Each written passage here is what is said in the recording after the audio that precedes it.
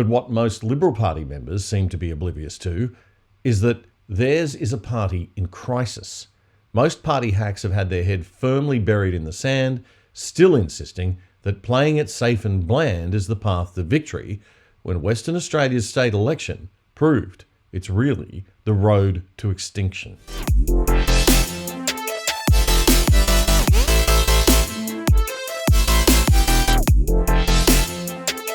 G'day and welcome to episode 49 of The Other Side. I'm Damien Curry. This is the show that brings you the news and views from a classical liberal centre-right sensible perspective, because there is more than one way of looking at the world, surprise, surprise. And right-wing thinking is just another way of looking at economics and society. It's not something inherently evil like our mainstream media or our university lecturers, most of them would have you believe. We come to you a couple of times a week. You can catch us on YouTube and Facebook on the DISCERNABLE platform, as well as all good podcast platforms in audio. So, Brisbane is going to be the host city of the Olympic Games for 2032. The whole thing was actually in the bag back in February when the IOC resolved that Brisbane was the only preferred candidate under its new and improved system for choosing host cities. As you can understand, this angered the other contender nations, Germany, Hungary, and Korea, who said the new system was far less transparent and even more open to corruption than the old system. Now, there was probably no need for the Queensland Premier to go over to Tokyo this week. There's no way that the IOC wasn't going to give Brisbane the Games, and AOC boss John Coates' assertion that they needed Palaszczuk to look them in the eye, that was just nonsense. Now, I've actually got no problem with her going because I believe that everybody should be allowed to come and go as they please so long as they quarantine when they get back. But she is the state premier and I understand why she should be there. But let's get a little bit real on this. She mainly went so that she could bask in the victory, like it was all her idea. It actually wasn't. The original push for the Games was the work of the city councils of Brisbane and neighbouring cities like the Gold Coast. But of course, you can't pass up an international moment and a mega photo opportunity like this if you're an Aussie state premier. The countdown is on for the vote which will seal Queensland's Olympic and Paralympic future. This evening, members of the International Olympic Committee will decide whether to award Brisbane the 2032 Games. A simple majority is needed for a successful result. The Premier and the Lord Mayor have been finalising their pitches in Tokyo, while back home, final preparations are underway for a party to celebrate a yes vote. Now, all of this is a lovely endorsement of Brisbane, my city of birth, which hosted the 1982 Commonwealth Games, World Expo 88, and also of Gold Coast City, which hosted the Commonwealth Games in 2018. We'll be taking the baton from 2028 host Los Angeles, who'll be taking it from Paris in 2024. So I don't want to rain on the parade too much. But this show is called The Other Side, so it's my job to not follow the usual rah-rah narrative, so I will say this. I really hope they keep control of the costs and stick to the $5 billion budget. Well, don't blow out too much, because Queensland's state debt is absolutely out of control under this Labor government, and the spending is also out of control. And an Olympic Games budget blowout is the last thing we need adding to the debt. This chart from Forbes magazine and Statista is based on the Oxford Olympics study 2016 into the cost of hosting the Games. It's not cheap. The yellow lines are the Summer Olympics. The blue ones are the Winter Olympics.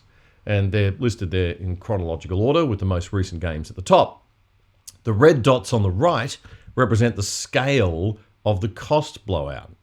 Now, Sydney, that's the fifth from the bottom there, the yellow line, it cost $5 billion US. That was back in 2000, right? Beijing was almost $7 billion US, if you can believe Beijing's numbers, of course. I'm sure it blew out more than that. Barcelona was at 10 billion and London 2012 was a whopping 15 billion with a 75% budget blowout. Rio 2016 reined in the costs at $4.6 billion.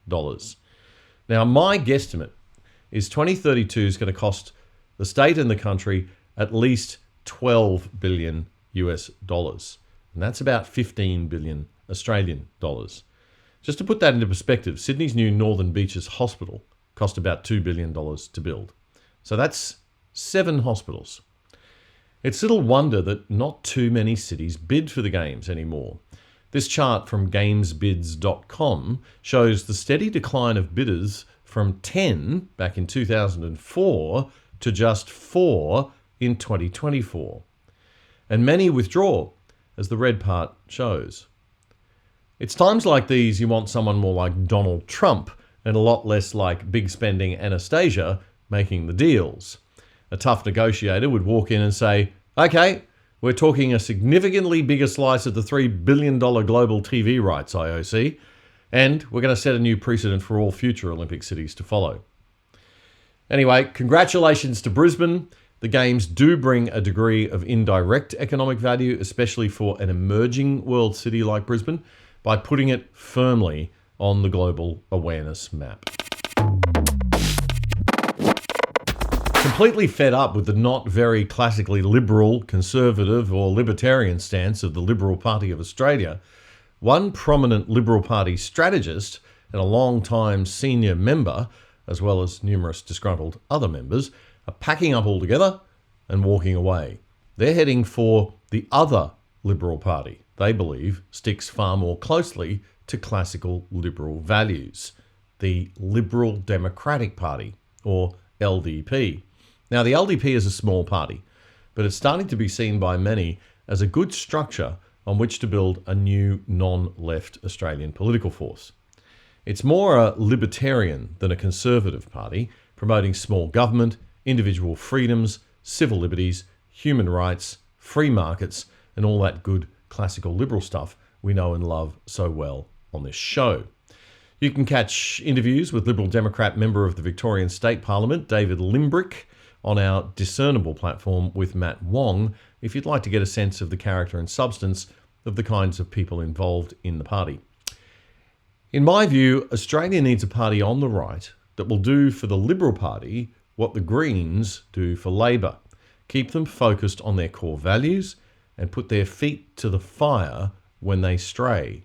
And oh, how they have strayed under Mr. Morrison and Ms. Berejiklian of late. One of the Liberal Party's most talented strategists and author of the 2018 book, Make the Liberal Party Great Again, is a man called John Ruddick. And he's announced this week that he is leaving the Liberal Party and joining the Liberal Democrats. And he plans to contest the lower house seat of Warringah, Tony Abbott's old Sydney seat that's now held by independent Zali Steggall.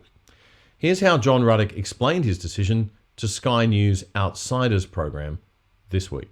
I came to the view that the Liberal Party is not going to reform itself, okay? And I'm sorry, it was the so-called conservative small government faction which had sort of disappointed me for too long, because there's meant to be close to half the party room are meant to be part of the small government faction in the party room. And I'm sorry, with very few exceptions, hardly any of them have spoken up. So I was thinking, what the hell are we going to do? I turned on the Outsiders about 6 weeks ago, and Rita introduced David Limbrick, the very good member for the Upper House in Victoria, and she said, he's effectively the leader of the opposition in Victoria. And that's what I thought to myself, gee, well, that's a no-brainer. Yeah, I've always liked the Liberal Democratic Party. I've voted for them most of the time over the last 10 years, secretly. And I thought, yeah, and I looked into what their policies have been, and I thought, this is the right fit. Now, I know they're coming off a small base, but they've got the number one right message for Australia. So I'm thinking, that's our best bet. Let's put the political energy into the LDP. Ruddick told Sky News that there will be more big names to follow him. We are being badly governed at a state and federal level. It's at crisis point. So what are we going to do about it? Option one is to try and reform the Liberal Party. Option two is a fresh start. Now, I just want to go through option one for those people who are still, many people think that's the best way to good government is to reform the Liberal Party.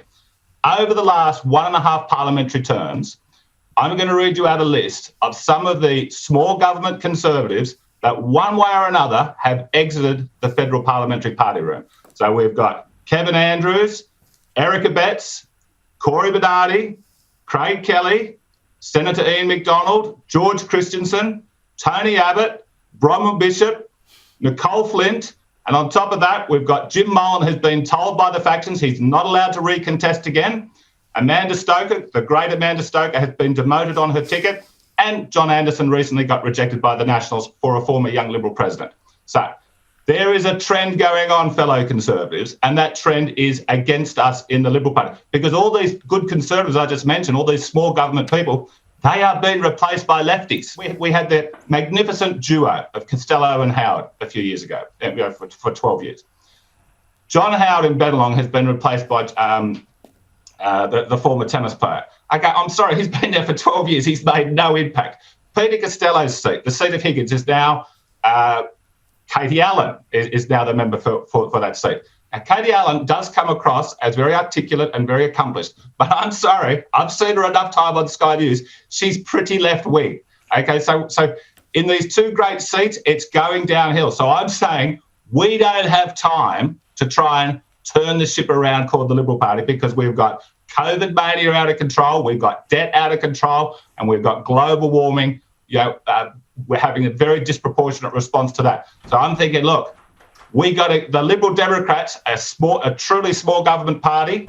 They've been good on all these issues from the beginning, so I'm going to put my political energy in with them. That's former Liberal Party strategist and member John Ruddick, who's left the party and is now a driving force behind a party that truly stands for freedom and small government, the Liberal Democrats.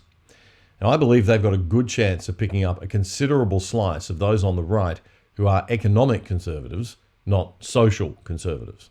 One Nation will probably pick up the social conservatives. But what most Liberal Party members seem to be oblivious to is that theirs is a party in crisis. Most party hacks have had their head firmly buried in the sand, still insisting that playing it safe and bland is the path to victory, when Western Australia's state election proved it's really the road to extinction. Now, I mentioned last week on the show that former Liberal Premier of Victoria, Jeff Kennett, seemed to be acting as the de facto opposition leader in that state, because our real opposition leaders, scared out of their wits of upsetting the Aussies who've been scared out of their wits by the pollies and the media, have been doing a terrible job of being properly opposition-y. None are performing worse than those facing the power-mad trio of out-of-control Labor premiers in Queensland, Western Australia and Victoria. Now, Western Australia doesn't really even have much of an opposition left, following their Liberal Party's attempt to outwoke Labor at this year's election. In their 59-seat parliament, Labor now has 53 seats. So Mark McGowan, the Labor Premier of Western Australia, is God, and he knows how to play COVID politics in the most cynical way possible, as he demonstrated last week. If they have continuing spread of the virus in New South Wales before such time as West Australians are all vaccinated, and they allow that to continue, well, then you'd have to have ongoing restrictions and rules about the state that allows that to happen. I think, I don't want to... New South Wales is going through a hard time, so I don't want to kick them when they're down. But Victoria last year went through a hard time, and they crushed and killed the virus. They've come out the other side. They don't have any virus now. They've got a very strong economy. That's the model that New South Wales should adopt. Well, that one didn't age well, Mark. Yeah, I don't want to kick them while they're down, but I'll just sink the boot in here. And what exactly is crushing and killing a virus anyway, Mark? He thinks you can crush and kill a virus? You can crush and kill your economy. You can crush and kill your people's freedoms. You can destroy families and rip them apart at the most crucial times and important times of life. But not a virus, mate. You can't crush and kill that. Who could forget Mark McGowan's stunning Facebook performance last week? Just a great moment in Aussie politics, wasn't it?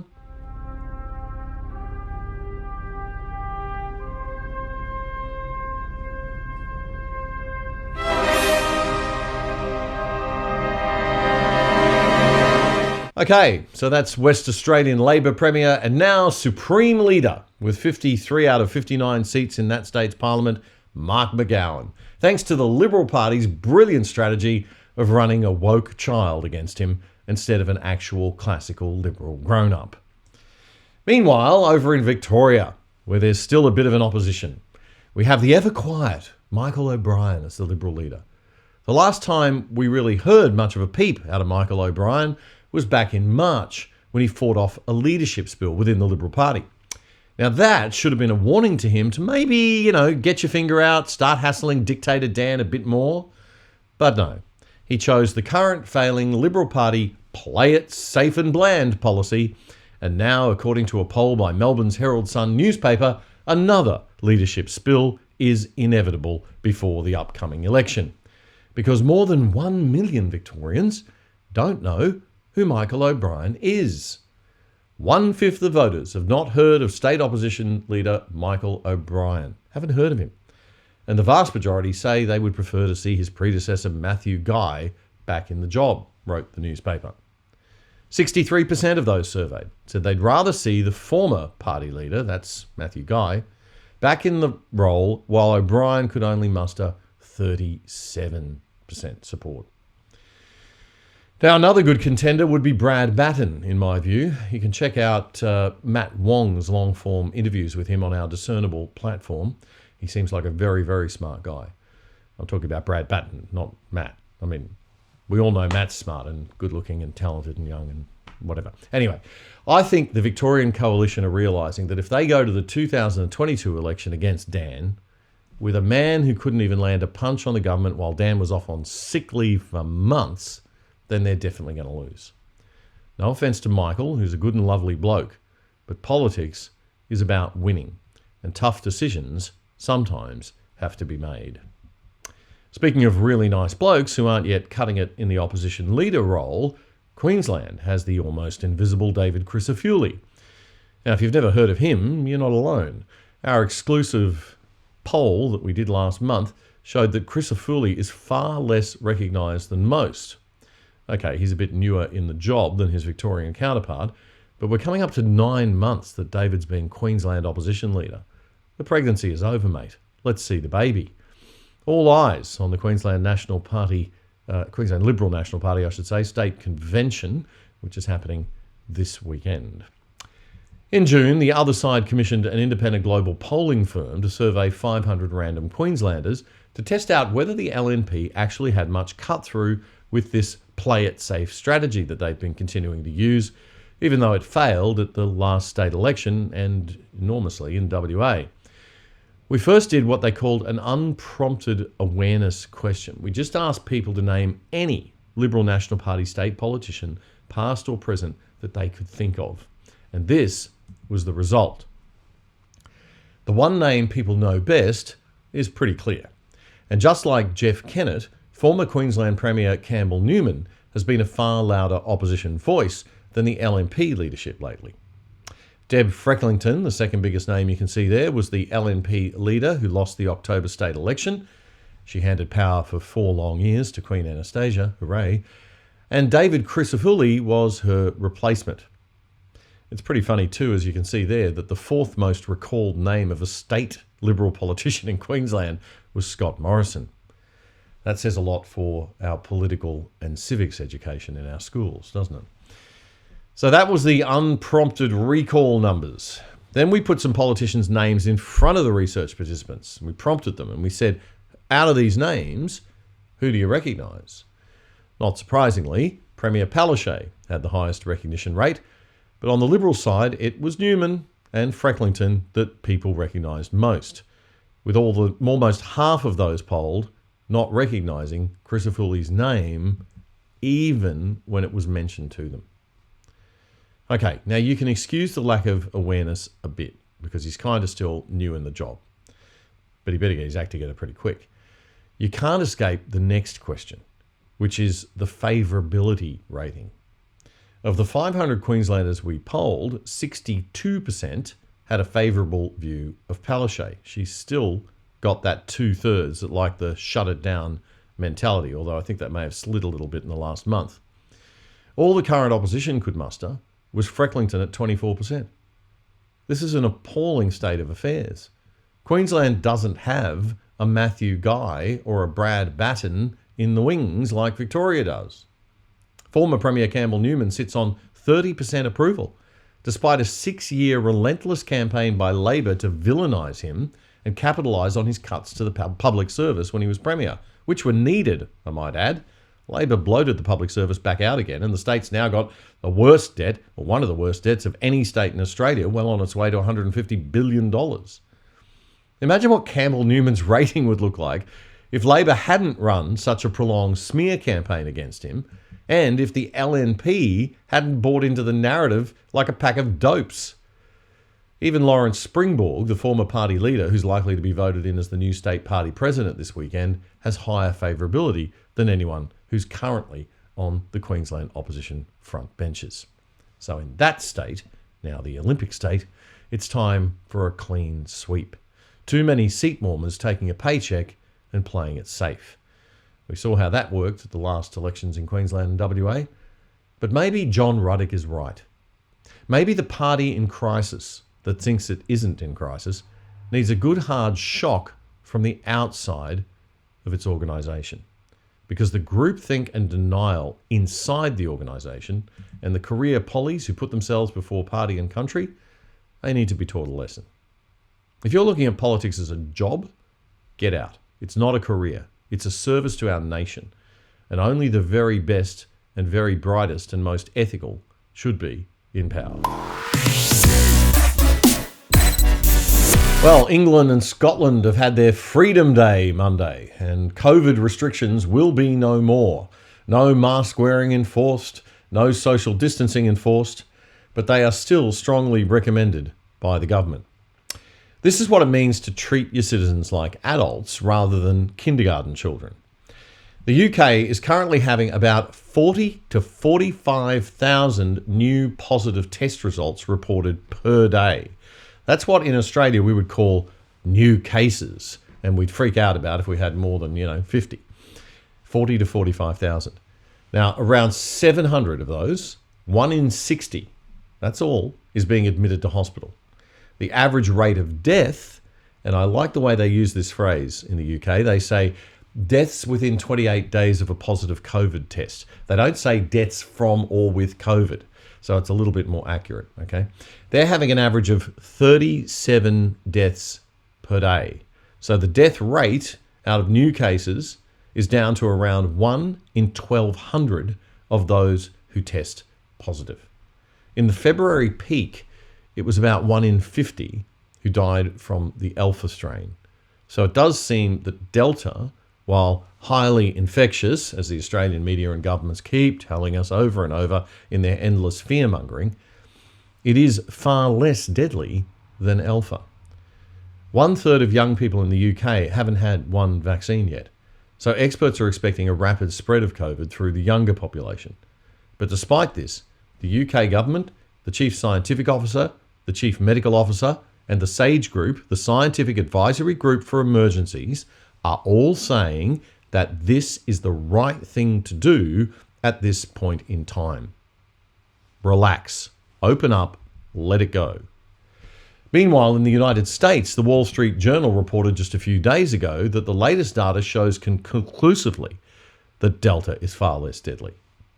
Hospitalizations fell consistently from their daily peak in early January of 133,214 to an average of about 12,000 in late June and early July, the paper says. In the past few weeks, however, hospitalizations bottomed out and are rising in places with low rates of vaccination and low levels of natural immunity. Hospitalizations in children have been consistently low since the pandemic started, and they haven't increased since Delta emerged. The Wall Street Journal article continues that data shows higher Delta prevalence does not go hand in hand with higher hospitalization rates. In fact, these numbers appear inversely correlated. That is, places that had higher percentages of the Delta variant had lower ratios of hospitalized people to COVID cases. When we look at current hospitalization data across the country, the most striking predictive pattern is that a high vaccination rate accurately predicts a lower hospitalization rate. So folks, what are we doing in Australia trying to eliminate the virus? It's absolutely nuts. Do the TV bimbos and himbos not realize that every time they scream the highly infectious Delta strain, and freak out over every positive test result, that their credibility and that of the news organisation that they work for, and the credibility and reputation of mainstream news in general, just goes up in flames. And it's not likely to be recovered anytime soon. What can we do but laugh at it all? Comedian Jimmy Rees is keeping up his excellent Meanwhile in Australia series. Here's a short sample of episode 25, and we'll put the link to the whole clip in our program notes. Australians, don't go to New South Wales. Victorians, don't go to New South Wales. Don't go to New South Wales. Don't go to New South Wales. Don't go to New South Wales. Don't go to New South Wales. Oh, shut up, all of you. And don't go to Canberra. What the? Don't go to Canberra. What the hell? Don't go to Canberra. Shut up, all of you. You shut up, my arsehole. And all of you shut up, I'm busy. Whoa, calm down. Don't tell me to calm down, mister. Shut the border at the side of a mosquito bite. Well, we. Anyway.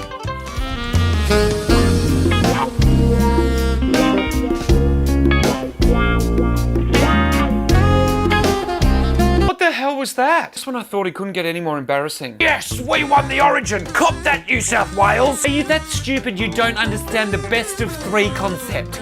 We've been told that the lockdown ends on Friday. You haven't said otherwise, so it ends on Friday, right, guys?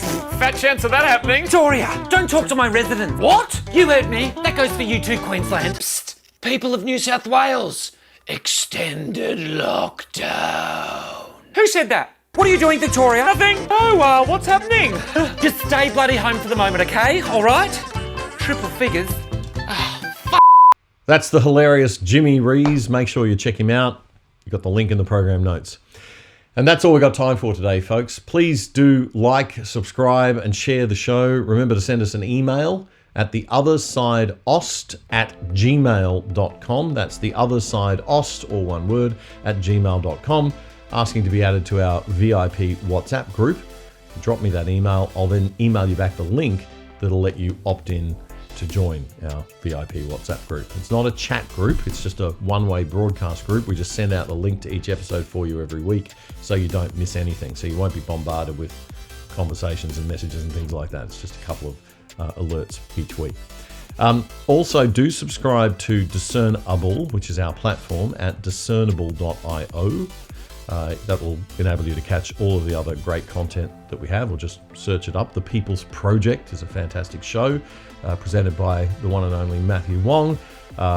We've got great interviews that Matthew has done, and please do not miss the excellent interview that Matt recently did with Peter Hitchens on liberty and history. It's a fantastic discussion, and they go very deep, very fast. It's really terrific, so do check that out.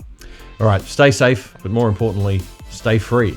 And we'll catch you again on Saturday for episode 50, in which we'll be looking at the economic effects of COVID and our ever-increasing national debt. Economist Jean Tunney will be joining me for a really sort of well-explained, simple and clear kind of interview about the economy that even I could follow. So we'll see you then for the big episode 50.